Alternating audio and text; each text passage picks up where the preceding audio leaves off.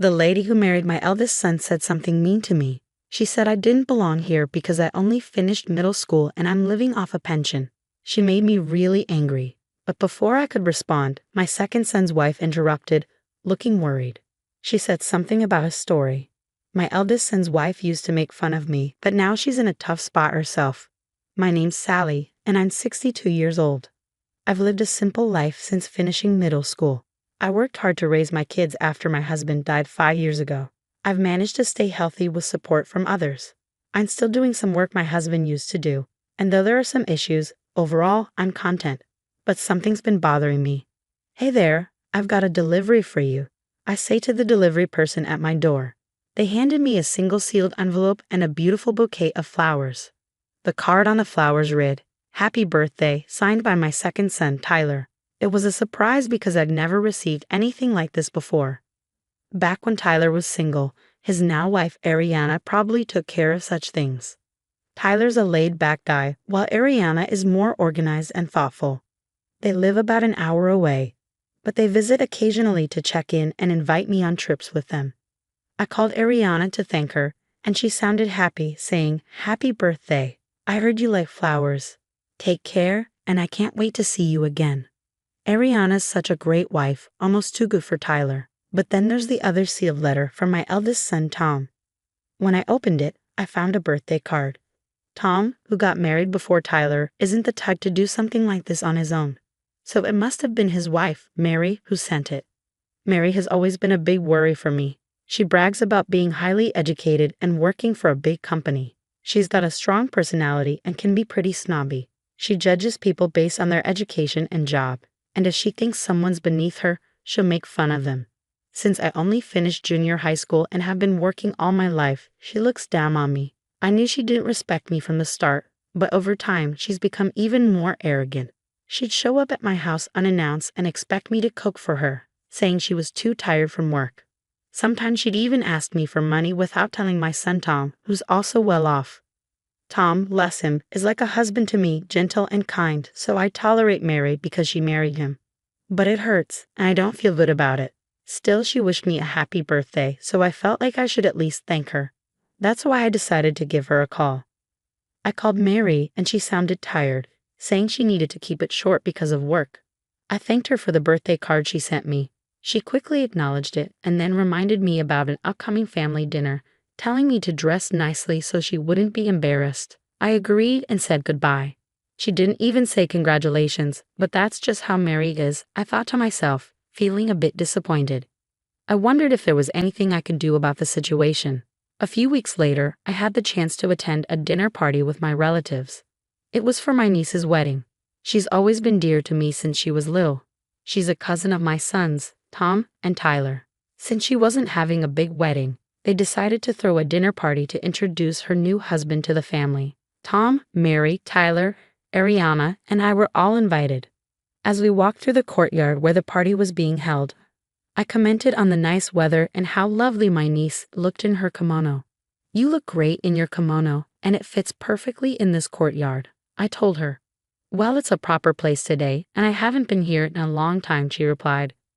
"I wish I had worn a kimono too. This restaurant is really nice and luxurious," I remarked. "Oh, come on. I can't afford to buy you an expensive kimono for a place like this," my niece replied. "I know, I'm just saying," I said with a smile. As we chatted, my eldest son and his wife arrived late. "Hello, wow, you're dressed up nicely," I greeted them. "Hey, you don't have to say it like that," my son Tom tried to intervene, but Mary seemed annoyed. "It's almost time to go in," I said, leading everyone inside the restaurant. Around 30 relatives had gathered, and many of them came to greet me. "She's very well liked, isn't she?" someone whispered. "Is it out of pity after all?" Mary muttered, standing nearby. I ignored her and took my seat. My niece and her partner greeted everyone, and after a toast, the dinner party began. I had expected the restaurant to be in a rural area, but the food was impressive. They even had a good selection of sake. "It's no wonder they were featured in the Tokyo magazine," Mary remarked, enjoying her meal and drinking a lot of sake. The dinner proceeded peacefully, celebrating my niece's marriage. I was relieved to see that her partner seemed like a good person. Incidentally, I heard you graduated from the University of K and work for a famous bank, one of the relatives mentioned. Yes, that's correct. I'm grateful to my parents for supporting my education, my niece's partner replied nervously. That's good. Key University, huh? Well, I graduated from W University myself. I'm a CEO at a big company, Mary chimed in, even though nobody asked.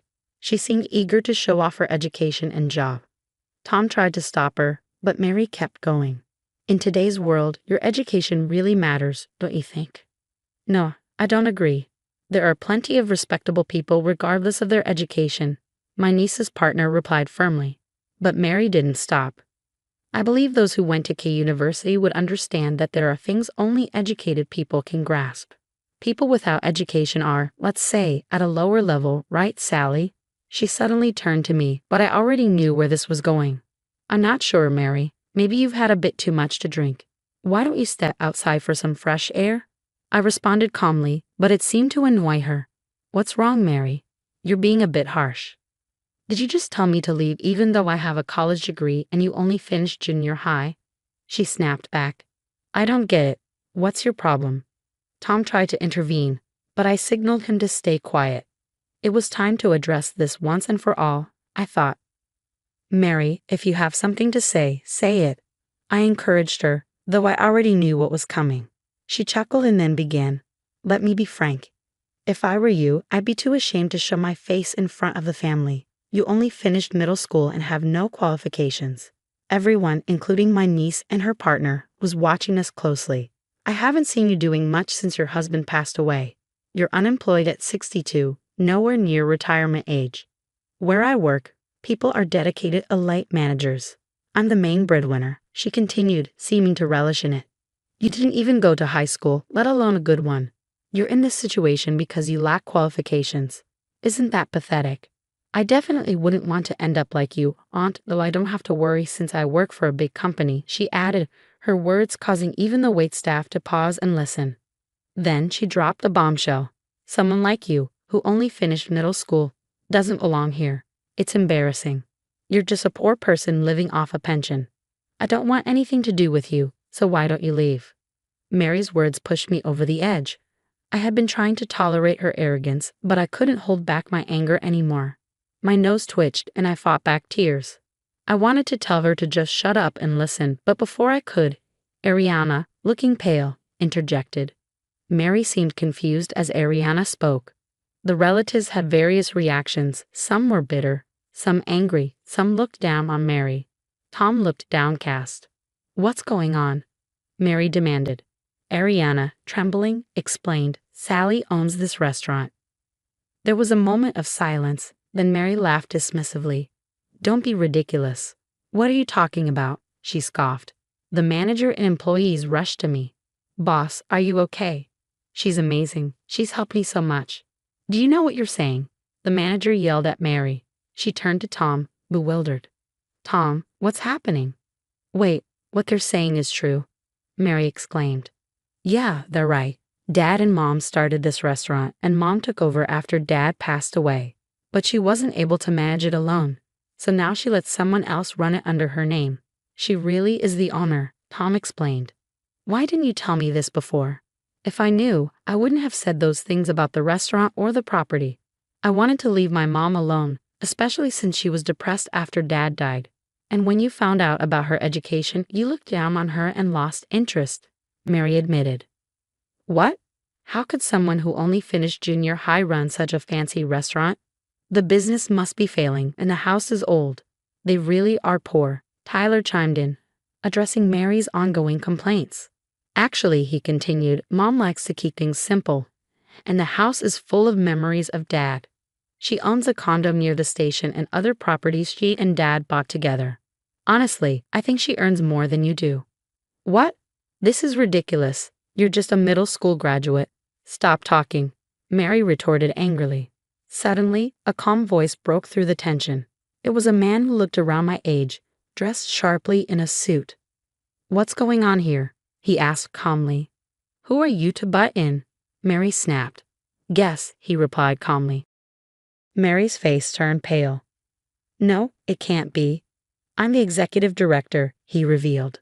The man was my husband's cousin, holding a high position in Mary's company. I had no clue that one of Mary's relatives was causing trouble at her company. Frankly, Mary, your reputation there isn't great. I've heard you're overly critical of other employees and treat them differently based on their education levels. It's causing significant problems on projects, the executive director revealed, leaving Mary looking as if she might faint. I'll look into this case, and I'll ensure my report against you is thoroughly examined. You might face demotion or even termination, he added. Mary looked like she was about to plead for mercy, but Tom stopped her, saying, Enough, Mary. This wouldn't have happened if you'd been honest from the start. Do something about it. Mary, with a face burning red, turned on Tom. Fine, let's get a divorce then. You're always causing problems, even at such an important event, and now you're affecting work too. I can't be with you after the way you spoke to my mother, who worked so hard to raise us, Tom responded calmly. As I broke into tears, Tyler held me and Ariana comforted me. Mary, feeling distressed, insisted, I won't accept divorce or demotion. This is ridiculous. The executive director intervened quietly. You need to leave now. I agree. This is an important occasion for us, and my aunt is a significant person. We don't want it spoiled. Please just go, my niece spoke firmly, watching the scene unfold.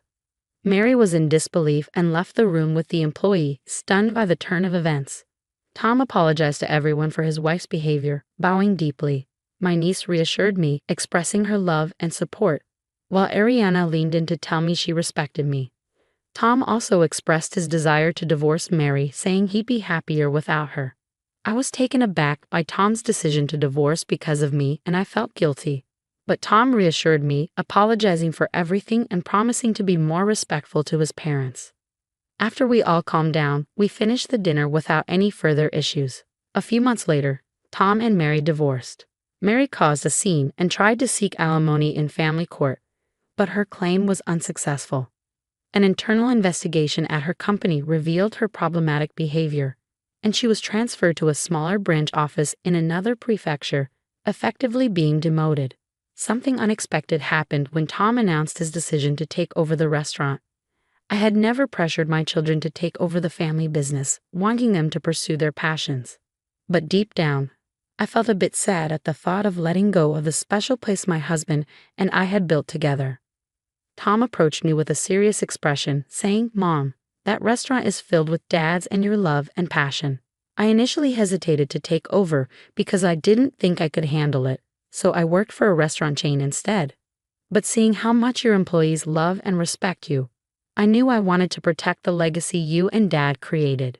I thanked Tom warmly and reminded him that he had much to learn and study. I promised to guide and teach him well as he took on this new role.